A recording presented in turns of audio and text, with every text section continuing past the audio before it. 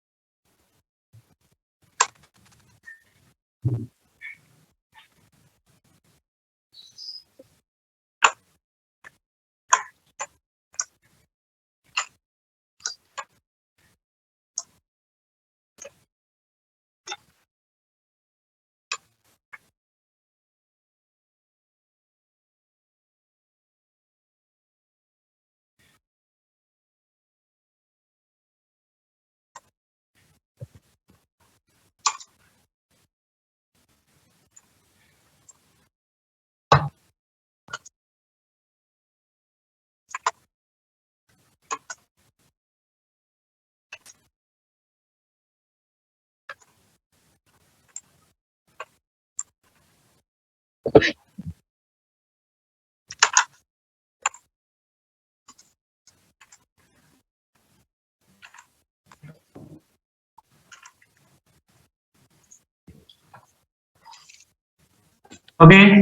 nah, kita mulai ya.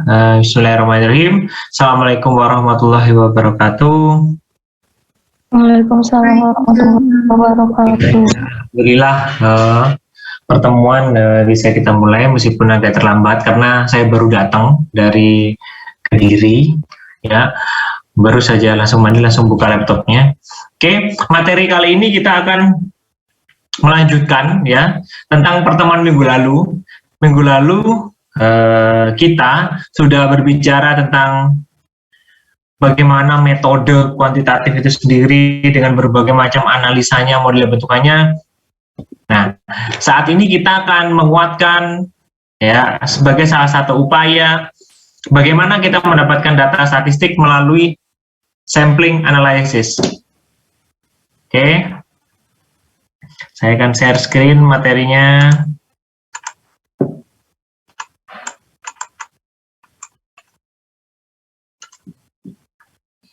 Oke, bisa terlihat semuanya ya, sudah ya? Bisa, Pak.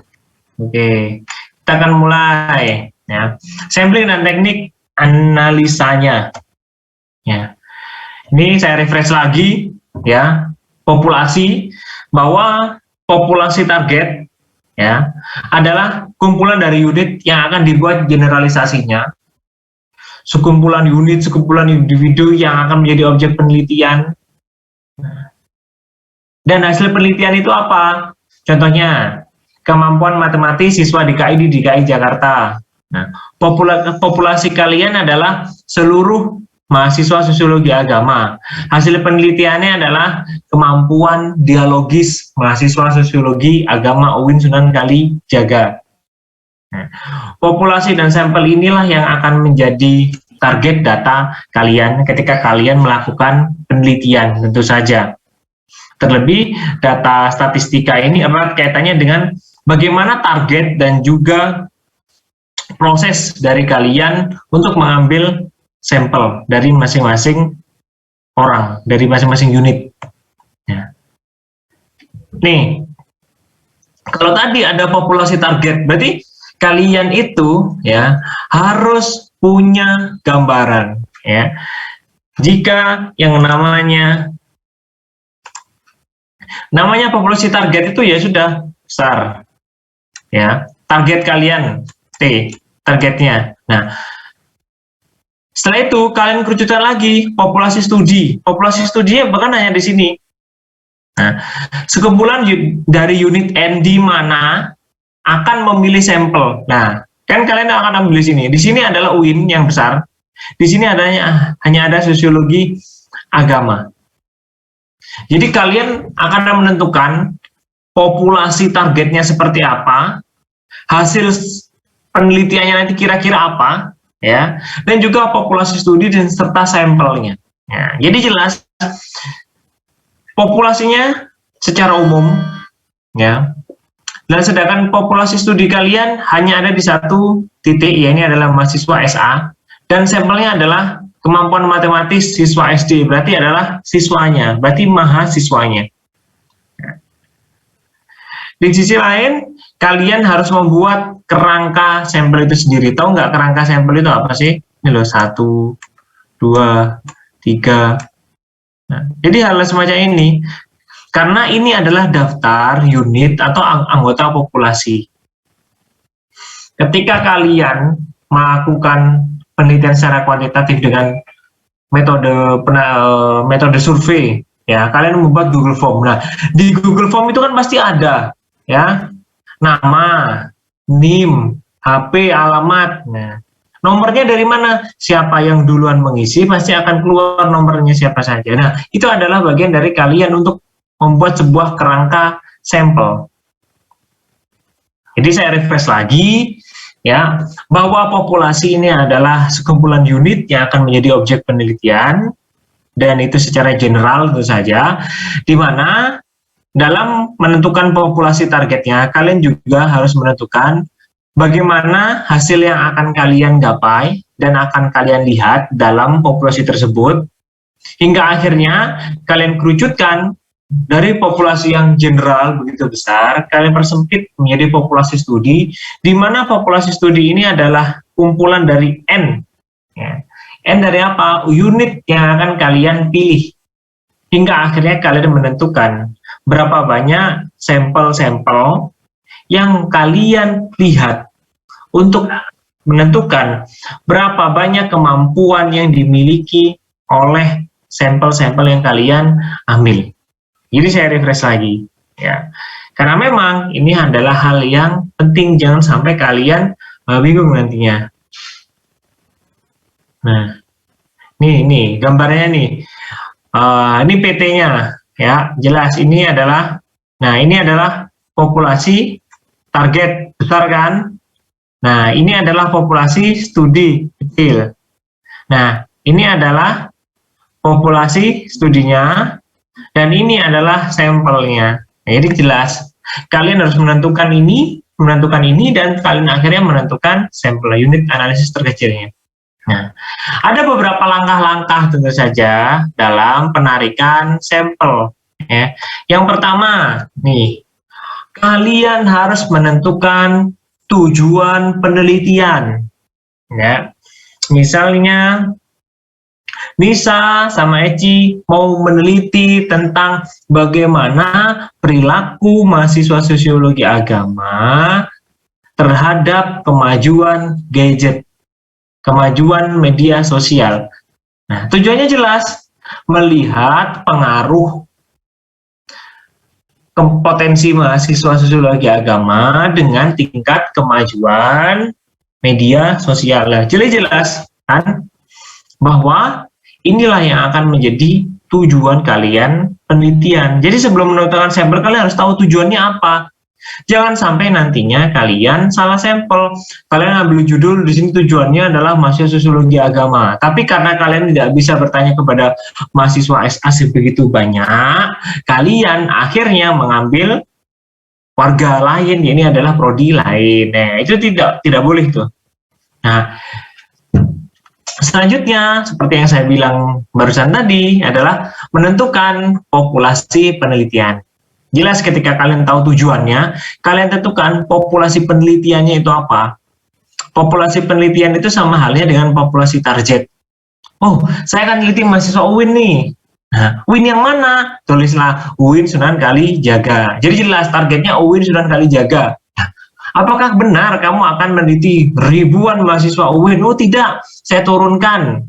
Nah, akhirnya saya turunkan populasi targetnya menjadi populasi studinya. Diturunkanlah mahasiswa sosiologi agama. Ya sudah, mahasiswa sosiologi agama.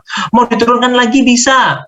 Ya, angkatan 2018, 2019, 2020, rentang pun bisa 2018 sampai 2021.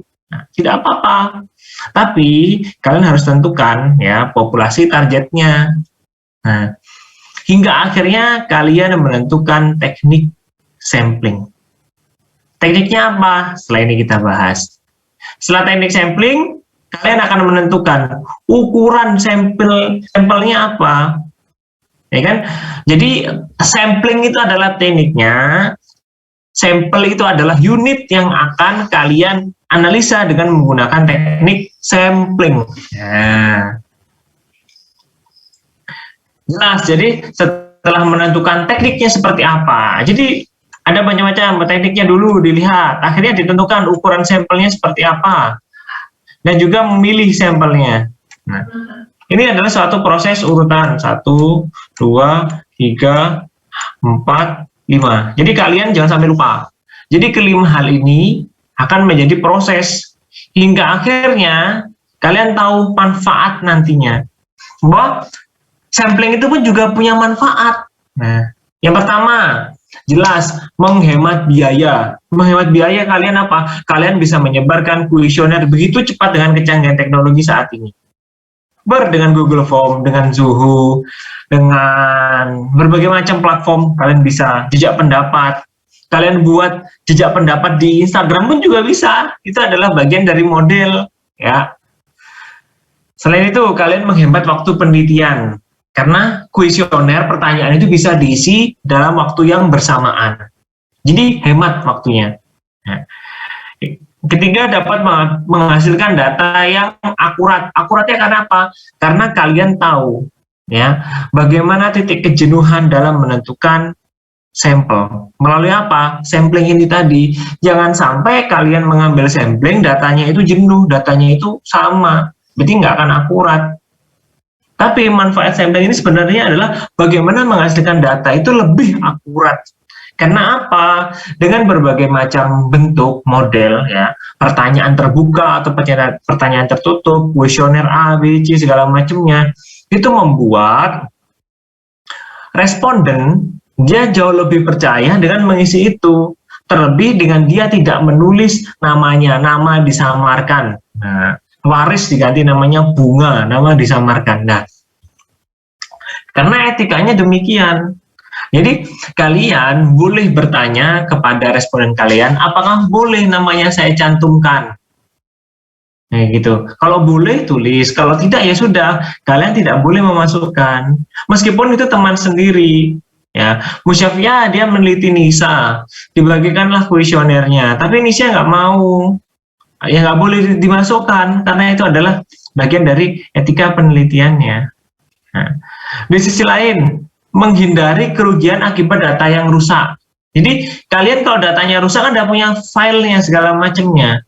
Jadi datanya nggak akan rusak. Data rusak ini dilakukan adalah ketika kalian salah menganalisis, kalian bisa mengulangi lagi dengan proses yang awal. Kemudian memperluas dan memperdalam ruang lingkup penelitian. Maksudnya memperluas dan memperdalam ruang lingkup penelitian adalah kalian bisa menghubungkan antara X dan Y. Jadi jelas ya bagaimana memperdalam ruang lingkup penelitian itu dari ini. Ruang lingkup penelitiannya dari sini.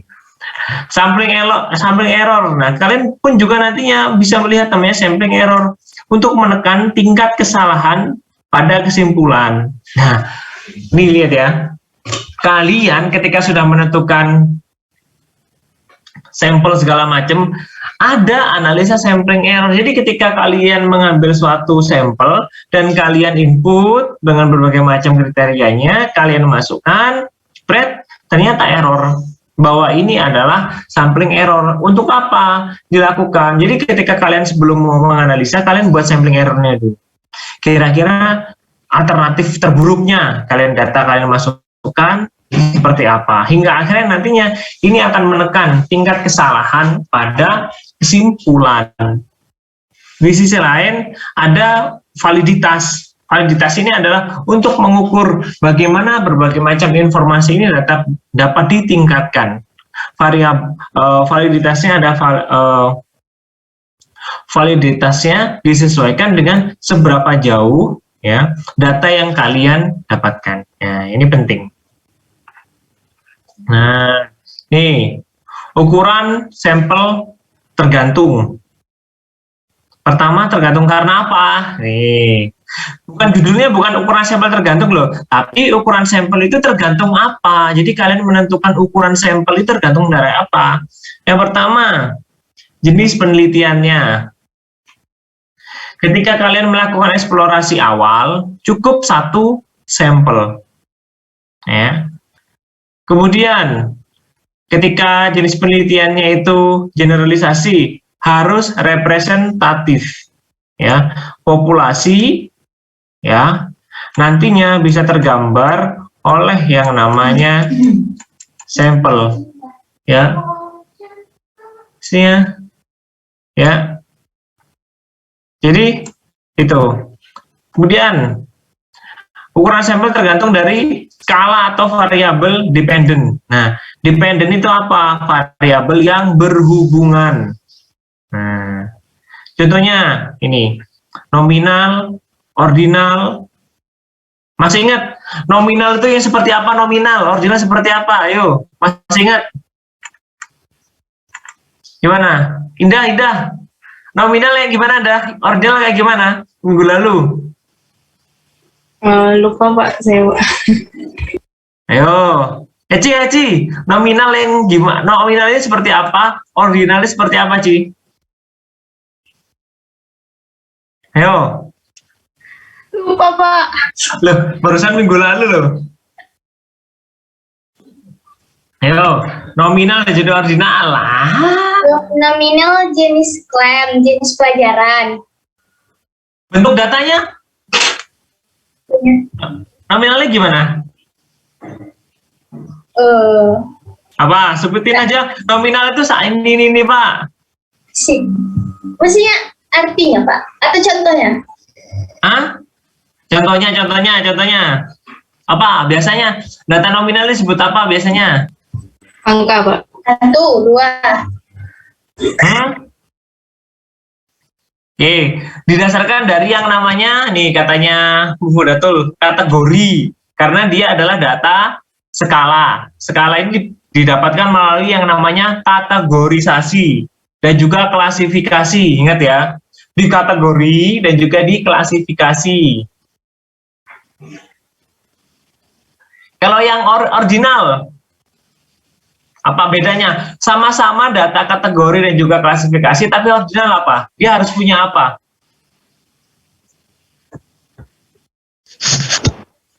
Harus punya apa? Ayo gimana nih ujian, langsung saya tanya lo ya. Pak, yang memiliki hubungan dengan variabel lain. Oke, tuh katanya MUA tuh. Jadi nominal adalah data ya skala dengan memiliki data itu kategorisasi, klasifikasi, ya gitu. Nah, kalau ordinal dia sama, data yang didasarkan dari klasifikasi dan juga kategorisasi, tapi dia memiliki hubungan dependennya seperti apa, ya gitu. Jadi dia punya hubungan. Nah, coba data ordinal contohnya apa? Data ordinal. Tingkat pendidikan, Pak. Kerja, motivasi. Oke, yang kalau minggu lalu apa tingkat pendidikan dengan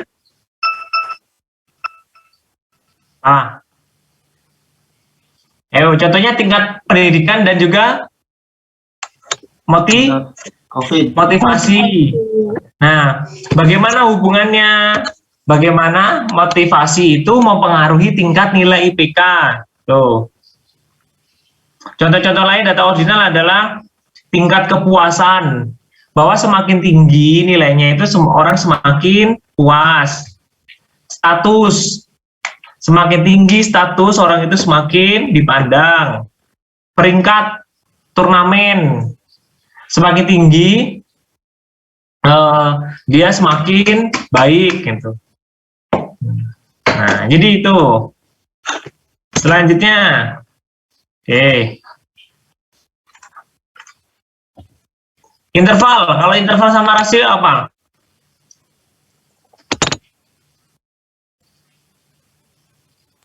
Belum, Pak.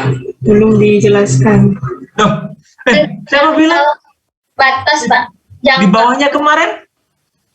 Jarak antara satu data dengan data yang lain dan mempunyai beban yang sama. Nah ya, lo Indah lupa ingatan loh. Kan kemarin gandeng atas bawah. Nominal, ordinal, interval. Interval itu pengukuran, bukan, Pak? Data itu skala ukurnya ada interval. Interval ada? Berarti ada apa? Saya ulangi nih. Saya ulangi semuanya deh ya. Data nominal ya, itu jelas bahwa data yang diberikan pada objek atau kategori yang tidak digambarkan kedudukan objeknya tersebut, dalam artian dia hanya sekedar label atau kode. Ya, kalau nominal ini datanya tidak terkait, tidak terikat, bisa saling lepas, tidak berhubungan dengan satu dengan yang lain. Contohnya apa? Yang berdiri sendiri apa? Misalnya data jenis kelamin laki-laki dan juga perempuan. 1 dikasih angka laki-laki, 2 kasih angka perempuan gitu. Jadi tidak mungkin ketika Indah milih, nggak mungkin Indah milih nomor 1 kayak gitu. Nah, jadi itu adalah data nominal. Kode dengan kategorisasi, misalnya mahasiswa sosiologi agama dikasih A, mahasiswa ILHA dikasih B, nah kayak gitu. Nah itu contohnya. Sedangkan data ordinal adalah data dengan penomoran objek.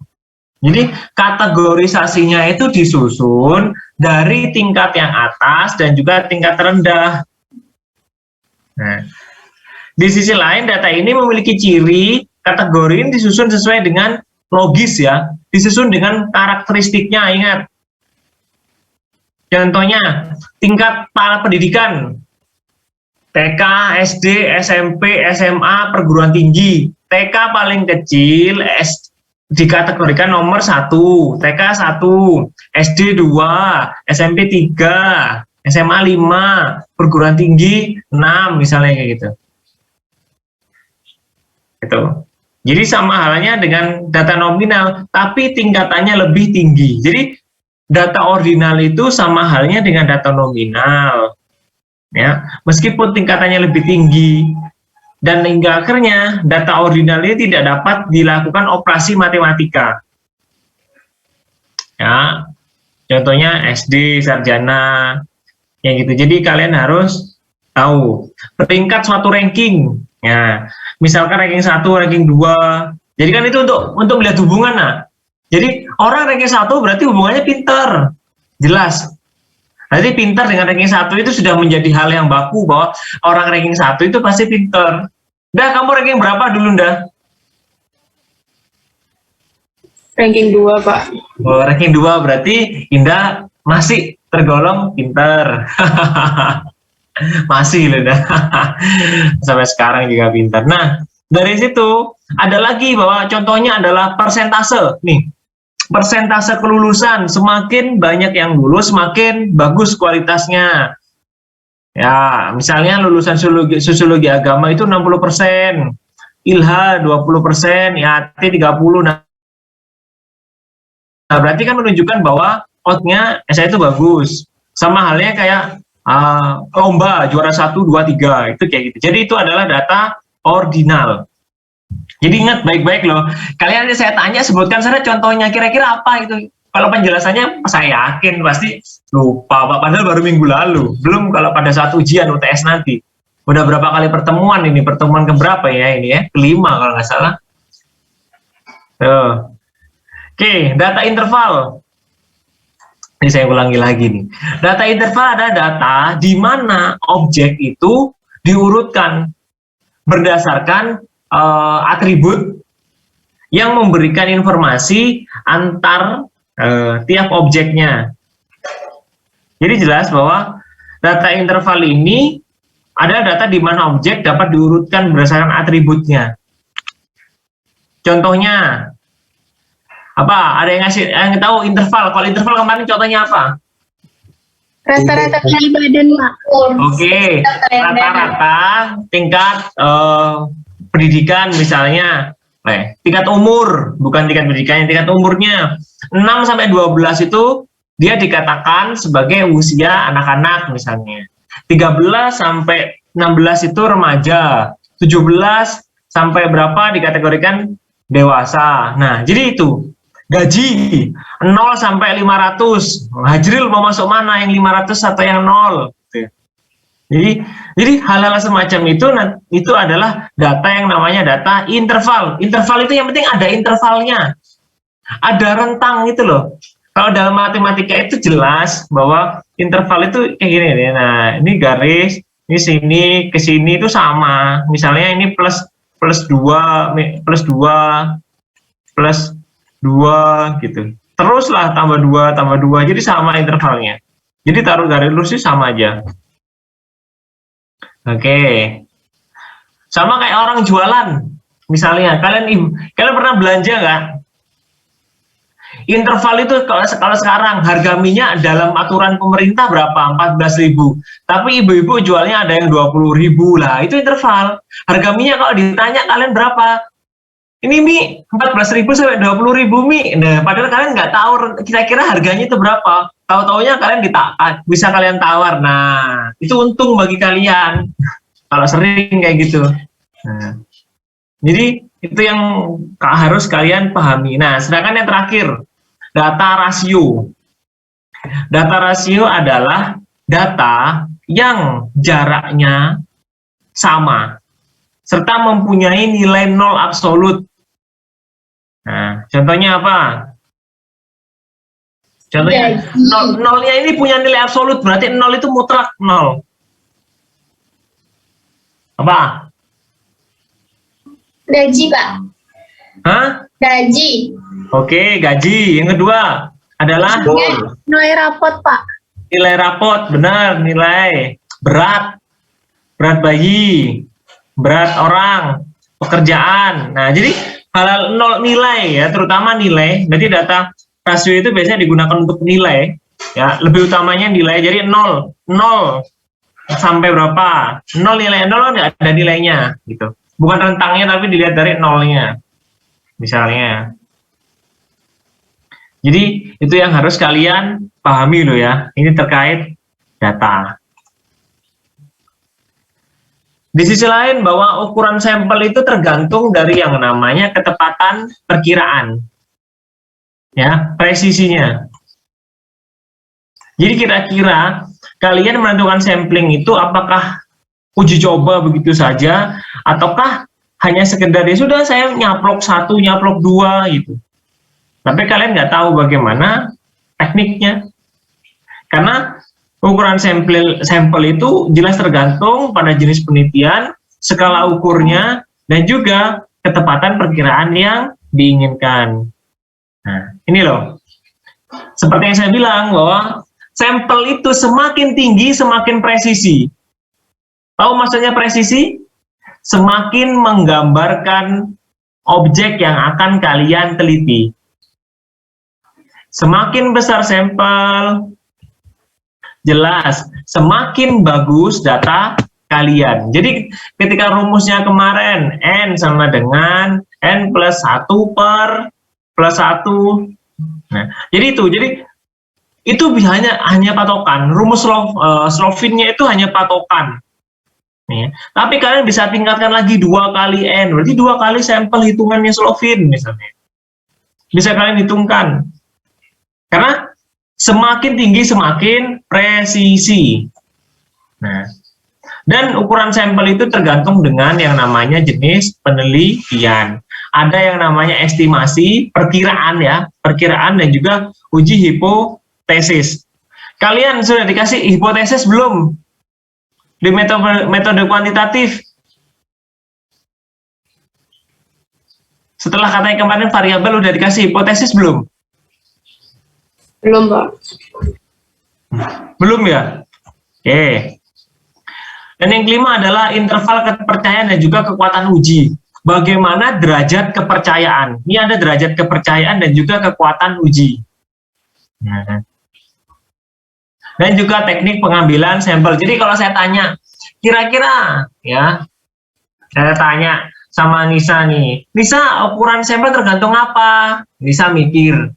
Tergantung mood, Pak. Tergantung tergantung teman saya yang isi, Pak. Ya nggak bisa gitu. Jadi ada ini, Pak. Ada 5, Pak. Pertama jenisnya, ukurannya, ketepatannya, presisinya, Pak. Tujuan, interval, dan juga tekniknya seperti apa pada akhirnya, Pak. Oke. Jadi hal-hal semacam itu. Nah, ini ukuran samplingnya. Ini rumusnya kemarin ya. Ini ada rumus Slovin namanya. Nih, ayo. Kalau kemarin rumusnya kan secara umum kayak gimana kemarin? Ini adalah rumus Slovinnya. Nih, ini adalah ukuran sampling. Jadi N populasi, coba dihitung 100, 1 per 100 dikali E per 2. Ini ada ukurannya ini loh, margin of error. Seperti yang saya bilang kemarin, semakin kecil errornya semakin tidak ada. Jadi kalian mau buat penelitian, kalau mau penelitian seperti apa, sampai margin of errornya 5% rata-rata, berarti kan sini kali 5 per 100. Ya sudah, berarti 100 per 6. Sama apabila kalian mau buat 1, berarti ingat ya, sampel ini akan ditentukan oleh yang namanya margin of error. Coba, N-nya, coba kalian hitung. N ini adalah sampel. 100 per 1 ditambah 100 dikali 1 per 100. Hasilnya berapa? Sampelnya berapa? Sampelnya berapa? 50? 50. Berarti kan 50 ini adalah setengah dari populasi. Nah, jelas ketika kalian mengambil ya sampel ini itu minimal setengah dari jumlah populasi, kalian akan menemukan sebuah hal bahwa hasil penelitian kalian itu akan menggambarkan dari objek yang akan kalian teliti. Karena apa? Semakin banyak, coba kalian buat 10 ya, ini semakin besar margin of error-nya, sampelnya akan semakin sedikit ya.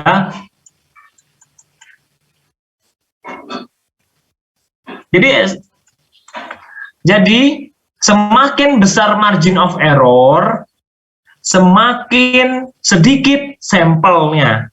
Ingat itu. Jadi ini rumusnya Srovin seperti yang kemarin ya. Tapi kemarin kita menggunakan tetapannya 5%.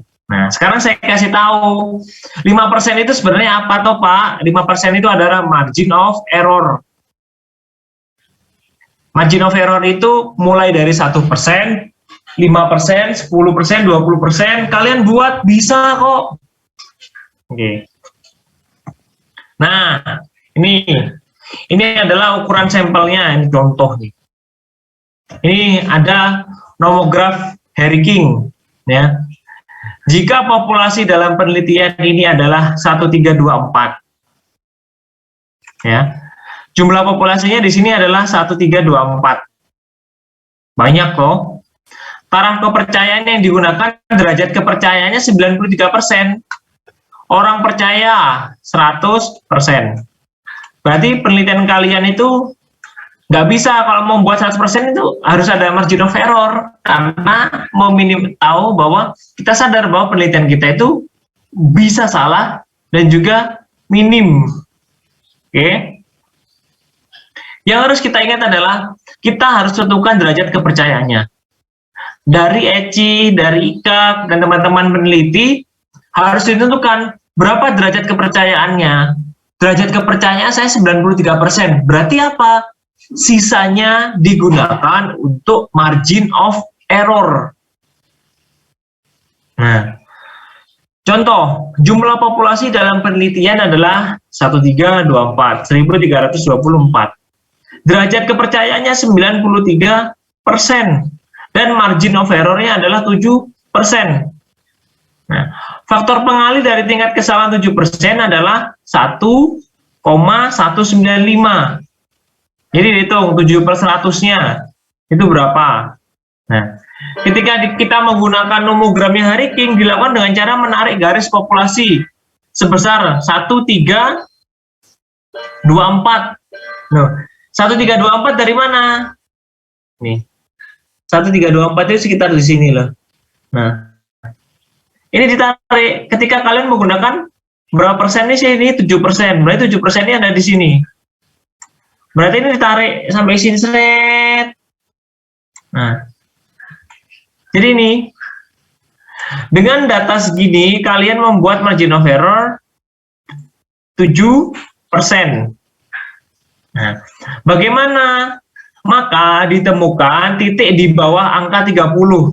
Nih. Coba di bawah angka 30 kan ada titiknya nih, hingga akhirnya nih. Ini loh. Ya, jelas karena kalian di bawah. Nih. Kalian ada di bawah atau kurang dari lebih angka 10, maka perhitungan sampelnya besarnya dilihat dari sampel yang diambil 0,10 berarti berapa? 0,10 itu adalah 10 per 100 kali jumlah populasinya dikalikan margin of error-nya berapa? Pembaginya adalah 1,195 sama dengan 158 orang. Ini loh. Jadi nanti ini kalian akan mendapatkan ya angka-angka ini. Jadi tetapan itu adalah 1%, 5%. Jadi kalau kalian 7% di bawah 10 itu ikut yang di bawah 10. Berarti berapa? Ikut yang ini loh. 95%. Ini tetapannya. Ini adalah sudah menjadi rumus. Ya, kalian boleh menentukan, Pak, saya margin of error-nya 8%, nggak apa-apa. Tapi kalian menggunakan jumlah pengalinya itu sama dengan 5%. Karena apa? Kurang dari 10. Nah, rumusnya sama kok, ketika rumusnya digunakan tadi sama, hasilnya pun sama. Tapi nomograph ranking ini jarang sekali digunakan, meskipun halnya sama. Kalau orang yang tidak terbiasa pun juga bingung. Padahal ini adalah hal yang sama dengan pakai rumus Lovin tadi. Cuma ini penjelasannya secara luas. Nah, ini teknik sampling. Pertama adalah probabilitas. Sampling probabilitas, probable. Artinya adalah kemungkinan. Ya, berarti ini jelas adalah random. Untuk data kuantitatif, untuk penelitian yang kuantitatif. Nih, artinya adalah dilakukan dengan kita memberi peluang, kesempatan. Boleh sama, boleh tidak, kepada seluruh anggota populasi untuk menjadi sampel. Ya. Jadi ketika kalian melakukan penelitian, kalian boleh menggunakan probabilitas random. Ini yang namanya adalah, mudahnya adalah random sampling. Kalian boleh kok menyebar angket ke seluruh populasi. Orang yang mengisi angket kalian, survei kalian, ini adalah sampel. Misalnya, si Nisa sama Indah sama Eci penelitian dengan populasi yang sama, tapi dengan instrumen yang sama. Tapi kenapa hasilnya kok berbeda? Nah lo, jangan-jangan ada apa ini? Ya kayak gitu. Kan sama-sama random. Dari random itu ketika Nisa sampelnya 10, Indah 10, Eci 10, dilemparlah sampel itu di mahasiswa SA. Akhirnya yang ketemu yang isi yang sama. Tapi hasilnya berbeda. Loh, itu nggak masalah. Karena memang teknik sampling ini memungkinkan peluang munculnya responden yang sama dari penyebaran kuesioner yang berbeda. Karena memang ini dilakukan dalam rangka membuka peluang, kesempatan. Namanya adalah probabilitas. Nanti ada ujinya nih, uji probabilitas. Selain itu, bahwa sampel yang representatif, bahwa sampling probabilitas itu jelas representatif karena hasilnya dapat digeneralisasi ke populasi. Nah, ketika kalian mengambil sampel dari populasinya adalah anak sosiologi agama, orang-orang yang kalian jadikan sampel ini bisa menjembatani hasilnya untuk digeneralisasikan ke populasi yang kalian ambil. Berarti sama dong, meskipun kalian ambil 10 orang, tapi ternyata dari 10 ini menggambarkan 100 orang. Nah, berarti hasilnya dapat digeneralisasi. Ada yang kedua, kalau ini untuk kuantitatif, ada non probabilitas, ini untuk kualitatif. Nah, tidak semua unsur populasi memiliki kesempatan yang sama jadi sampel. Karena apa? Dalam penelitian kualitatif, ya, sampel, ya ini yang dimaksud sampel di sini adalah orang yang ditanya itu ditanya bukan secara random, tapi sesuai dengan kemampuan, sesuai dengan tingkat urgensitas, sesuai dengan tingkat kebutuhan. Nah, itu. Karena pengambilan sampel dari populasi yang ditemukan atau ditentukan sendiri oleh peneliti dan tidak menurut perkembangan pakar, nggak ada rumusnya untuk menentukan ya populasi pada penelitian hingga akhirnya kalian menentukan sampel pada penelitian kualitatif. Nggak ada, jadi nggak ada rumusnya, yaitu disesuaikan dengan pertimbangan kalian sesuai kebutuhan, sesuai ini, sesuai itu. Nah, kayak gitu. Dan tentu saja ketika saya tanya Nisa bahwa oh jelas ini ditanya nggak ada yang jawab, saya nggak bisa mengeneralisir bahwa ketika saya Nisa nggak bisa jawab, saya bilang bahwa anak kelas A ini pada nggak bisa statistik semua loh, saya nggak boleh kayak gitu karena hasilnya tidak dapat digeneralisir secara umum. Nah, nanti saya tahu bagaimana gambaran kalian ketika saya tanya mengerti tentang statistika yang sudah saya ajarkan dari mana ujian. Jadi saya nanti membuat suatu teknik pengambilan sampel. Saya tanya nih ya sama Eci, Indah, Safia, sama beberapa Adri, saya tanya Ajril, saya tanya dari 5 orang ini, kira-kira yang saya tanya bisa jawab semua berapa orang? Oh ternyata semua orang yang saya tanya ini sampelnya oh bisa semua, berarti saya punya hak untuk bilang bahwa oh alhamdulillah sudah ngerti semua. Tapi ketika 5 orang yang saya tanya nggak ada yang jawab, berarti jelas bahwa satu kelas nggak ada yang ngerti. Karena 5 orang aja nggak ngerti, apalagi semua orang. Nah kayak gitu. Ini tekniknya. Kalau non-probability ada pertimbangan. Pertimbangannya sesuai dengan kemampuan, sesuai dengan kriterianya. Berjatah. Kalian nggak bisa menentukan bahwa sampelnya 30, nggak bisa. Ada pertimbangan, itu ada jatahnya. Karena disesuaikan dengan informasi yang didapatkan. Nah, penelitian kualitatif ini sumber datanya adalah data primer. Data primernya bersumber dari mana? Hasil wawancara. Wawancara ini juga dibedakan, informan kunci dan juga informan tambahan. Di sisi lain, atau sampel seadanya. Kalian mau menjatah, saya tanya di penelitian ini 5, ya sudah 5. Kalian seadanya, waduh Pak, yang saya tanya hanya 10, nggak apa-apa. Yang saya tanya 2, nggak apa-apa wes, yang penting bisa menggambarkan. Tapi jangan tanya 1. 1 ini adalah bagian dari penelitian kualitatif yang dilakukan dengan teknik yang namanya etnografi. Ya, kalian mengkutip aja kehidupannya dia. Itu ya, non-probability adalah kualitatif. Kalau teknik sampling untuk kuantitatif adalah random sampling. Sistematik random sampling ini ada bermacam-macam ya. Random sampling itu untuk kuantitatif ada macam-macam. Ada random sampling secara simple, sederhana, dan ada juga yang sistematik random sampling. Di sisi lain ada stratified random sampling, simple stratified, proportional stratified, cluster random sampling, acak berkelompok. Acak sederhana, ya sudah kalian main comot saja. Acak sistematis, kalian pakai kertas lotre, kalian ambil 1, 2, 3.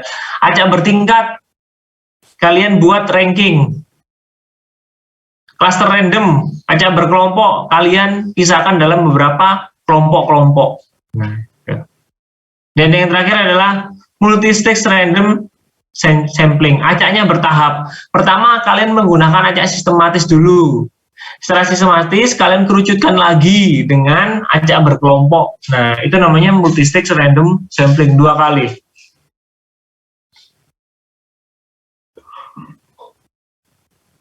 Dan itu pada penelitian kuantitatif. Oke, dari sampling dulu ada yang ditanyakan, silakan. Adakah yang bertanya? Silakan, ada yang ditanyakan? Dari sampling. Yang ini Pak, stratified random sampling yang acak bertingkat itu kan ada dua, yang simple sama yang proporsional. Itu yang bagaimana Pak? Oke. Perbedaannya. Oke. Terima kasih. Stratified random samplingnya kan acak bertingkat. Ada yang simple stratified. Jadi simple bertingkat secara sederhana. Bertingkat secara sederhana ya sudah ditingkatkan di ranking. Inilah. Ya. Nih. Contohnya Indah. Oh, ini biasa digunakan untuk lihat ini. Tingkat RT. RT kan macam-macam. RT 1, 2, 3, 4. Dari RT ini diturunkan ada berapa? Oh, ini ada RW 1. Diturunkan lagi. Diturunkan lagi menjadi RT. RT diturunkan hingga menjadi 1 RT berapa kakak. Nah, hingga akhirnya nanti diturunkan lagi menjadi laki-laki dan juga perempuan di unit terkecilnya. Rumah Bu Indah, rumah Bu Siti. Nah, itu secara sederhana. Kalau secara proporsional, itu harus dilihat. Pertama, Indah melihat tingkat penghasilannya dulu. Nggak bisa Indah dengan begitu saja ngambil bahwa, oh saya milih rumahnya Bu Eci sama Pak Hajril. Nah, bahwa Bu Eci ini bekerja, Pak Hajril ini pengangguran. Beda dengan rumahnya Pak Adri dan juga Bu Siti. Bu Sitinya ini di rumah Pak Adri yang bekerja. Nah, dilihat ada proporsionalnya di mana orang ditanya penghasilannya tinggi. Pasti jelas orang yang penghasilan tinggi dia jarang di rumah misalnya karena dia sibuk bekerja, atau orang yang punya banyak anak dia seperti apa. Jadi kalian punya proporsinya masing-masing dan itu ditentukan. Karena menentukan sampel ini pasti akan menggambarkan objek yang akan kalian teliti. Kayak gitu Ndah. Jadi kalian tentukan dulu. Bertingkat itu kayak gitu, diacak kan tingkatan, ada tingkatan. Ring 1, 2, 3 gitu. Ya, sudah jelas Pak. Terima kasih. Oke, ada yang lain silakan.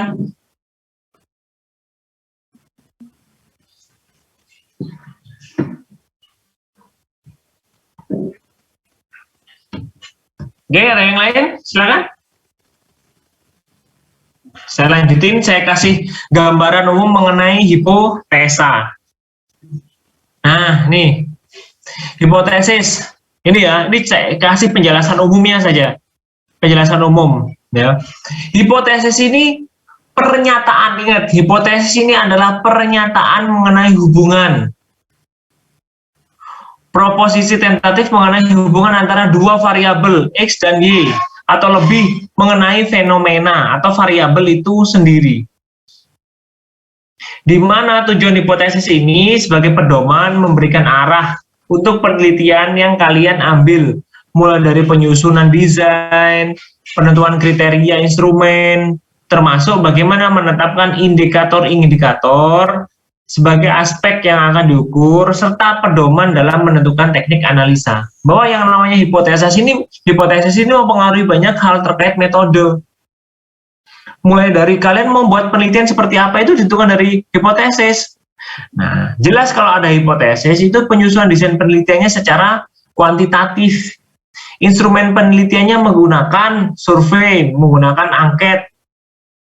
Indikator-indikatornya yang diukur adalah berdasarkan dari teknik analisa datanya. Analisa datanya kalian menggunakan analisa regresi, korelasi. Nah, jadi itu menentukan, itu hipotesis.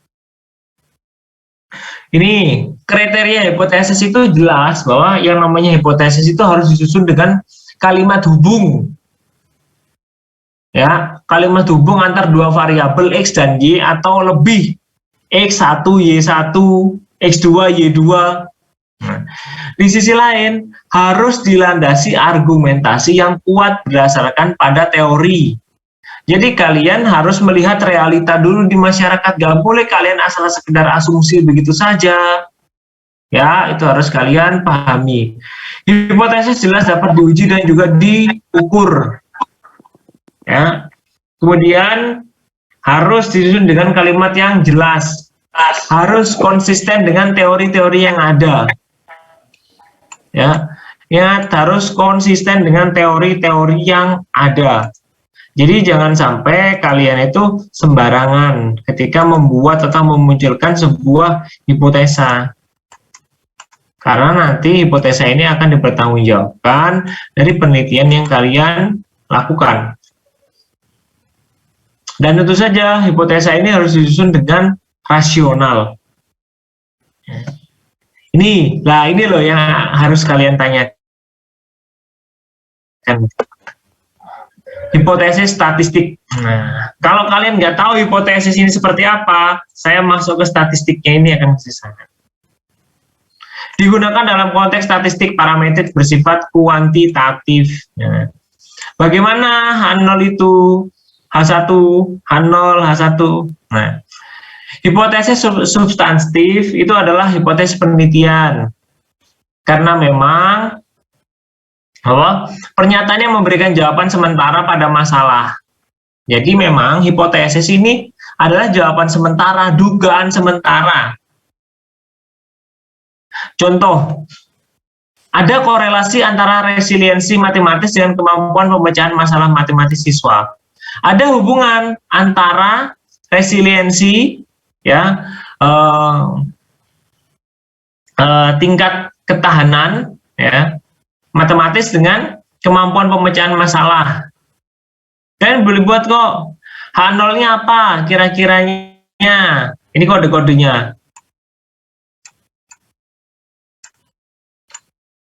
Alfa, ini pi sama dengan 0. Ini ada derajatnya nih.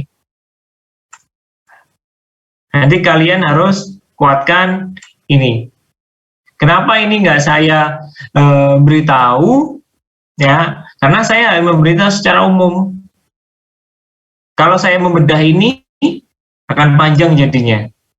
Karena hipotesis ini adalah sebuah proses, ya, berpikir secara kuanti banget, secara umum banget.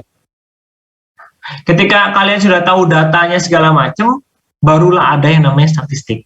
Makanya hipotesis ini berkaitan dengan metode. Kalau data ini berkaitan dengan statistika. Jadi ranah saya adalah berbicara tentang data. Kalian tentukan buat hipotesa, ya, bagaimana pengaruh, ya, antara motivasi dengan tingkat IPK. Kalian buat hipotesa bahwa semakin tinggi motivasi, semakin tinggi IPK-nya. Nah, nanti dicari dari sampel yang kalian sudah lakukan, kalian mau pilih seperti apa, ditarik, keluar hasilnya, gambarnya seperti apa. Ini ada beberapa jenis, contoh-contohnya hipotesa. Ada hipotesa terarah, dan juga hipotesis tak berarah. Peneliti telah mengambil sikap bahwa variabel yang satu lebih tinggi dibanding variabel yang lain, X, Y. Ya, rata-rata kemampuan matematis siswa memperoleh pembelajaran lebih tinggi dibandingkan rata-rata kemampuan komunitas matematis siswa memperoleh pembelajaran. Nah, ada perbandingan. Mata kuliah statistik dan juga metopen kuantitatif. Nah, dibandingkan, ternyata satu lebih unggul. Itu namanya hipotesis berarah. Satu lebih tinggi dibandingkan dengan variabel yang lain. Semakin tinggi, semakin rendah. Nah, adapun juga hipotesis tak berarah. Peneliti belum mengambil sikap untuk melihat bahwa variabel yang satu lebih tinggi atau lebih rendah. Ya, kalian buat hipotesis secara umum aja. Ada perbedaan loh antara rata-rata kemampuan mahasiswa sosiologi agama dengan cara menggambar mereka. Nah, jadi kalian masih menebak-nebak, ya. Itu namanya tak berarah. Oke. Itu yang bisa saya sampaikan. Ada yang ditanyakan? Ingat ya, ketika kalian melakukan sebuah proses penelitian kuantitatif, kalian harus tahu seperti yang saya bilang tadi, jejak langkahnya, menentukan tujuannya, samplingnya, populasi yang besar seperti apa, populasi kecilnya seperti apa, sampelnya, hingga kalian tentukan margin of errornya seperti apa, derajat kepercayaannya. Jadi kalian akan tahu prosesnya runtut nantinya. Kayak gitu. Bisa dipahami untuk materi ini? Jadi materi ini adalah materi untuk menguatkan minggu lalu tentang sampling. Nah, minggu depan kita akan mempelajari tentang bagaimana memilih sampling hingga kita punya data. Ya, nanti saya akan tunjukkan beberapa data-data terkait sampling. Atau enggak nanti minggu depan, minggu depan kita buat itu aja. Saya akan menyebarkan kepada kalian angket. Ya, contoh angket, nanti datanya seperti apa keluarnya nanti kita coba analisa, samplingnya kayak gitu. Saya buat random saja, siapapun boleh mengisi lah, depan lah, gitu. Jadi kayak gitu. Oke, bisa dipahami ya. Jadi kalian harus bisa menguatkan antara metode kuantitatif dengan statistika ini, karena statistika ini adalah data. Bukan hanya untuk kuantitatif saja. Jadi rubah mindset kalian bahwa statistika ini untuk kuantitatif, berubah bahwa statistika ini adalah data. Data ini bisa digunakan untuk kualitatif dan juga kuantitatif. Kita akan mempelajari duanya. Oke? Ya, bisa dipahami? Oke, kalau begitu